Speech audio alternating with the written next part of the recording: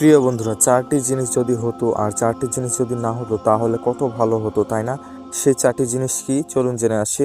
তো একবার হযরত মুসা আলাইহিস সালাম আল্লাহর কাছে আরজ করলেন, হে আল্লাহ, যদি চারটি জিনিস হতো আর চারটি জিনিস না হতো তাহলে কত ভালো হতো। তখন আল্লাহ তাআলা বললেন, হে মুসা, বলো কোন চারটি জিনিস। তখন হযরত মুসা আলাইহিস সালাম বললেন, জীবন হতো কিন্তু মৃত্যু হতো না, সম্পত্তি হতো কিন্তু দারিদ্রতা হতো না, জান্নাত হতো কিন্তু দোজখ হতো না, সুস্থ থাকতো কিন্তু অসুস্থ হতো না।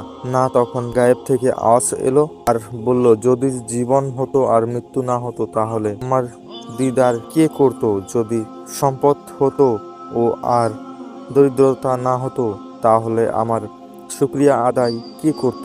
যদি জান্নাত হতো আর জাহান্নাম না হতো তাহলে আমার আযাবকে কে ভয় করত? সুস্থ থাকতো আর অসুস্থ না থাকতো তাহলে আমাকে ইবাদত কে করত? তখন হযরত মুসা আলাইহিস সালাম নিজের মাথা ঝুঁকিয়ে নিলেন।